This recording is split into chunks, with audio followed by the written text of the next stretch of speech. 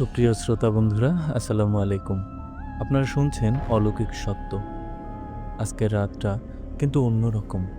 কারণ আমি আপনাদের শোনাতে যাচ্ছি এমন এক কাহিনী যেটা শুধু ভয়ের নয়। এমন এক অভিজ্ঞতা যা শুনতে শুনতে আপনার বুক ধড়ফড় করবে। এই কাহিনী এসেছে বরিশাল থেকে। পাঠিয়েছেন আমাদের একজন প্রিয় শ্রোতা মিনহাজুল ইসলাম। তিনি লিখেছেন তার এক বন্ধু এবং বন্ধুর দুই খালাতো ভাই এক শীতল রাতে মুখোমুখি হয়েছিল এমন কিছুর যা চোখে দেখা যায় না, কিন্তু অনুভব করা যায়। এমন কিছু যা মানুষ নয়, তবুও মানুষের মতোই হাসে, পিছু নেয়। শ্রোতা বন্ধুরা, ভাবুন তো, নদীর নির্জন পার, কুয়াশায় ঢাকা শ্মশান, আর চারপাশে মৃত্যুর গন্ধমাখা নীরবতা। হঠাৎ যদি সেই নীরবতার মধ্যে ভেসে আসে ভারী নিঃশ্বাসের শব্দ, আপনার পেছনে দাঁড়িয়ে থাকে কোনো অচেনা ছায়া, তাহলে কেমন লাগবে? আজকের ঘটনায় ঠিক তেমনই এক রাতের বর্ণনা রয়েছে। এক রাত যা তাদের জীবনও বদলে দিয়েছে এবং হয়তো আজ আপনাকেও দেবে এক অদৃশ্য শিহরণ। তবে শুরু করার আগেই আপনাদের বলতে চাই, আপনারাও যদি চান যে আপনার অথবা আপনার আশেপাশে কারো সাথে ঘটে যাওয়া কোনো সত্য ঘটনা আমাদের সাথে শেয়ার করবেন, তাহলে আমাদের লিখে পাঠাতে পারেন ইমেইলে। আর যদি চান আপনার কথা যেন সরাসরি দর্শক শুনতে পায়, তাহলে রেকর্ড করেও পাঠাতে পারেন। আমাদের ইমেল অ্যাড্রেস অলৌকিকসত্য@gmail.com। আপনাদের সুবিধার্থে ডেসক্রিপশন বক্সে আমাদের ইমেল অ্যাড্রেস দেওয়া আছে। শ্রোতাদের কাছে একটা ছোট্ট অনুরোধ থাকবে, আপনাদের মধ্যে যারা এখন আমাদের চ্যানেলটি সাবস্ক্রাইব করেননি তারা দয়া করে সাবস্ক্রাইব করে দেবেন। কারণ প্রতিদিন আমরা আপনাদের জন্য নিয়ে আসি ভয়ঙ্কর সব ভৌতিক সত্য ঘটনা, রহস্য আর অমীমাংসিত কাহিনী। তাই যদি চান নতুন কোনো ঘটনা আপলোড হওয়ার সাথে সাথেই নোটিফিকেশন পেতে, তাহলে অবশ্যই বেল আইকনে ক্লিক করে অল করে রাখবেন। আর যারা ইতিমধ্যেই আমাদের পরিবারের অংশ হয়ে গেছেন, অর্থাৎ সাবস্ক্রাইব করেছেন, তাদের প্রতি রইল আমার আন্তরিক ভালোবাসা আর অন্তরের অন্তঃস্থল থেকে ধন্যবাদ। তাহলে চলুন শুরু করা যাক আজকের ভয়ানক কাহিনী। শীতের রাত, হালকা কুয়াশার চাদর ঢেকে রেখেছে চারপাশ। বরিশালের দপদপিয়া সেতু পার হলেই খয়রাবাদ নদী।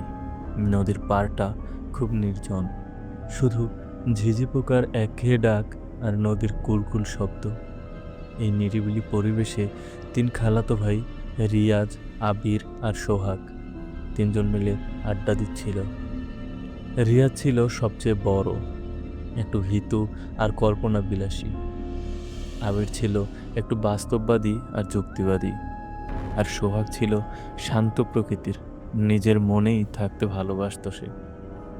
তারা তিনজন নিজেদের মতো করে গান গাইছিল, হাসছিল আর মজা করছিল।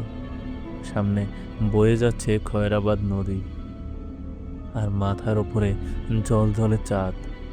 চাঁদের আলোয় নদীর জল চিকচিক করছে, চারদিক মোটামুটি স্পষ্ট দেখা যাচ্ছিল। তাদের বসার জায়গাটা ছিল নদীর একদম পাড় ঘেঁষে এক নির্জন প্রান্তে। তাদের ডান দিকে ছিল একটি ছোট্ট হিন্দু শ্মশান। সেখানে সারি সারি চিতার ছাই আর অর্ধপোড়া কাঠ পড়ে আছে। হিন্দুরা তাদের মৃতদেহ এখানেই দাহ করে। এই শ্মশানের পাশেই ছিল ঘন জঙ্গল, অনেক পুরনো আর রহস্যময়। স্থানীয়রা বলতেন এই জঙ্গলে নাকি অনেক অপশক্তি ঘোরাফেরা করে। আর তাদের বাম দিকে নদীর পাড় ঘেঁষে দাঁড়িয়েছিল একটি প্রায় 20 বছর পুরনো খেজুর গাছ। গাছটা দেখতেই কেমন যেন গা ছমছমে লাগছিল।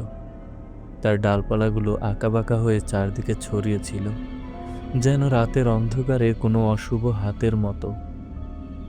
আড্ডা দিতে দিতে আবির হঠাৎ বলল, আজকের রাতটা দারুণ। রিয়াজ ভাইয়া, একটা ছবি তুলে দাও তো। এই চাঁদের সাথে আমার একটা ছবি চাই। রিয়াজ হাসতে হাসতে আবিরের মোবাইলটা হাতে নিল। আবির খেজুর গাছটার পাশে গিয়ে দাঁড়ালো, যাতে চাঁদ আর গাছ দুটোই ছবিতে আসে। রিয়াজ ক্যামেরা তাক করে একটা ছবি তুলল। ছবিটা তোলার সাথে সাথে আবিরের মনটা কেমন যেন অস্থির হয়ে উঠল। আবির বলল, ভাইয়া দেখি তো ছবিটা দেখতে কেমন হয়েছে। রিয়াজ ছবিটা দেখতে গিয়ে চমকে উঠল।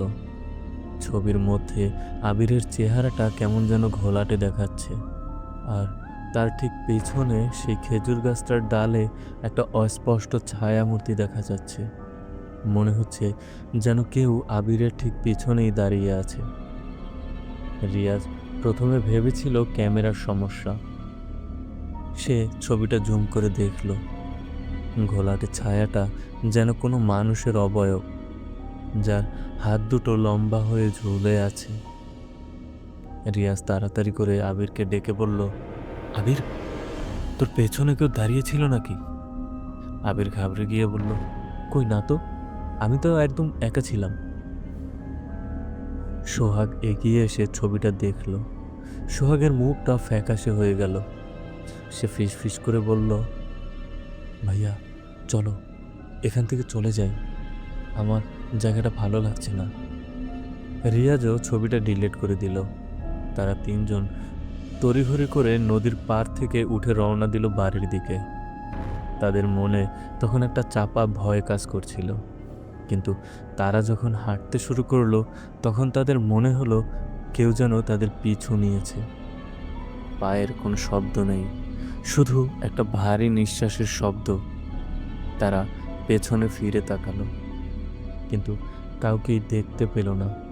তাদের মনে হলো সেই ছায়ামূর্তিটাই হয়তো তাদের পিছু নিয়েছে। হঠাৎ নদীর পাড়ের বাতাসটা শীতল হয়ে গেল। তাদের মনে হলো যেন চারপাশের তাপমাত্রা হঠাৎ অনেক কমে গেছে। তারা দ্রুত হাঁটতে লাগলো। তখনই তারা দেখলো সামনে একজন বৃদ্ধ লোক দাঁড়িয়ে আছে। তার পরনে ছেঁড়া কাপড়, আর তার চেহারাটা কেমন যেন ঘোলাটে। লোকটা তাদের দিকে তাকিয়ে হাসছিল। তার হাসিটা ছিল বিকৃত আর ভয়ানক। আবির ভয়ে চিৎকার করে উঠল, ভাইয়া ওটা কি?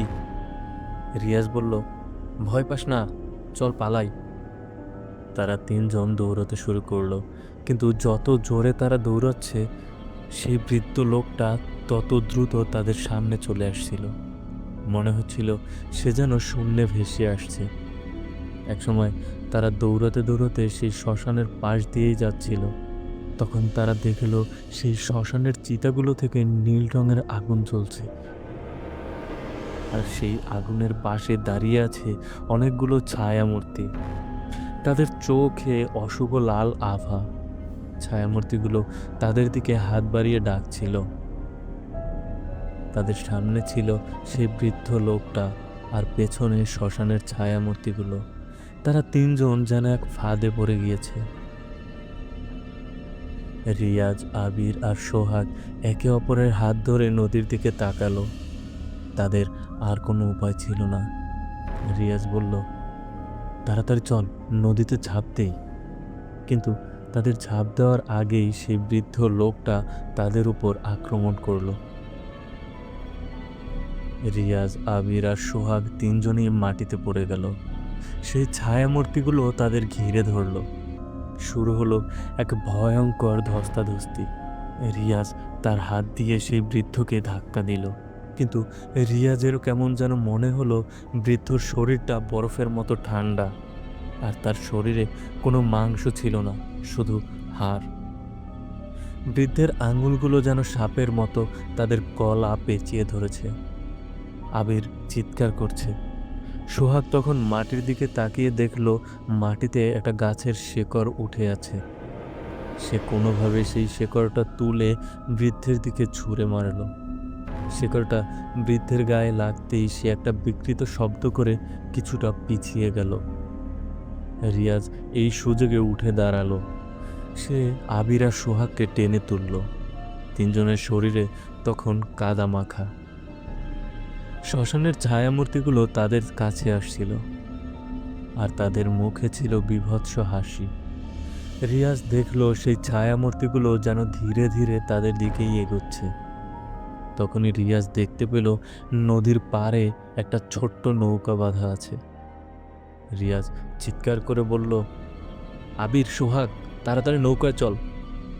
তারা তিনজন কোনো মতে দৌড়াতে দৌড়াতে নৌকায় উঠল। বৃদ্ধ আর সেই ছায়ামূর্তিগুলো তাদের পেছনে পেছনে আসছিল। তারা নৌকায় উঠে দ্রুত বৈঠা চালানো শুরু করলো। তারা নদীর মাঝখানে যখন পৌঁছালো তখন দেখলো সেই বৃদ্ধ আর ছায়ামূর্তিগুলো নদীর পাড়ে দাঁড়িয়ে আছে। তাদের চোখগুলো জ্বলন্ত অঙারের মতো লাল, আর তারা তাদের দিকেই হাত বাড়িয়ে ডাকছে। রিয়াজ, আবির আর সোহাগ কোনো মতে নৌকা চালিয়ে স্থানীয় দপদপিয়া ফেরিঘাটের দিকে চলে গেল। যখন তারা নদীর অপর পারে সেই ফেরিঘাটে পৌঁছালো তখন তাদের শরীরে আর কোনো শক্তি নেই। তারা সবাই হাঁপাতে হাঁপাতে নদীর পাড়ে শুয়ে পড়ল। তাদের জামা কাপড় কাদায় মাখা, আর শরীরে ছিল আঘাতের চিহ্ন। কোনো মতে তারা বাড়ি ফিরল। রিয়াজের মা তাদের এই অবস্থা দেখে তো হতভম্ব। সে বলল, তোদের এই অবস্থা কি করে হলো রে?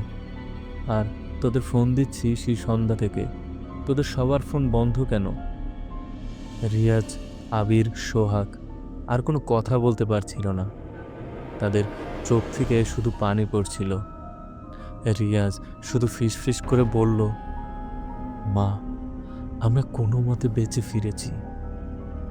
সেই রাতের ঘটনা বলতে গেলে রিয়াজ, আবির আর সোহাগের চোখে এখনো পানি চলে আসে। তাদের চোখে দেখা যায় এক অদ্ভুতুরে ভয়। তারা বলে সেই শ্মশানের অশুভ শক্তি তাদের তাড়া করেছিল, আর তারা কোনো মতে জীবন নিয়ে ফিরে এসেছে। সেই দিনের পর থেকে তারা আর কখনো রাতের বেলায় খয়রাবাদ নদীর পাড়ে যায়নি। তারা বিশ্বাস করে সেই নদীর পাড়ে এখনও সেই অশুভ শক্তি অপেক্ষা করছে। তারা অপেক্ষা করছে কখন কোনো সাহসী যুবক আবার তাদের ফাঁদে পড়বে। শ্রোতা বন্ধুরা, মিনহাজুল ইসলামের পাঠানো এই ঘটনা আমাদের আসলেই শিহরিত করে তোলে। কোনটা বাস্তব, কোনটা অলৌকিক আমরা হয়তো বুঝতে পারি না, কিন্তু একটা সত্য অস্বীকার করা যায় না। রাতের অন্ধকার, নদীর নির্জন পার আর শ্মশানের ছায়া কখনোই হালকাভাবে নেবেন না, কারণ অন্ধকারের আড়ালে এমন কিছু শক্তি ঘাপটি মেরে থাকে যাদের দেখা মেলে না, শুধু অনুভব করা যায়। আপনি হয়তো হাঁটছেন একা, মনে হচ্ছে পাশে কেউ নেই, কিন্তু পরের মুহূর্তেই হয়তো গায়ে শীতল নিঃশ্বাসের ছোঁয়া, কানে ফিসফিস করে উঠবে কারো অচেনা ডাক, ফিরে এসো, আমাদের কাছে ফিরে এসো। হয়তো সেই ডাক এসেছে খয়রাবাদের শ্মশানঘাট থেকেই, অথবা আপনার ঠিক পাশের অন্ধকার থেকেই। কে জানে, আজকের এই রাতেও কোনো অশুভ ছায়া অপেক্ষা করছে, হয়তোবা আপনারই জন্যে। তাই সবসময় মনে রাখবেন, সব অন্ধকার রাত ঘুমিয়ে কাটানোর জন্য নয়। কিছু অন্ধকার রাত শুধু স্বীকার করার জন্য জন্ম নেয়। তাহলে আজকের মতো এখানেই শেষ করছি। আবার আসবো নতুন এক অলৌকিক সত্য নিয়ে। ততক্ষণ ভালো থাকুন, সুস্থ থাকুন, আর অন্ধকারকে ভয় করলেও শুনতে থাকুন অলৌকিক সত্য। আল্লাহ হাফেজ।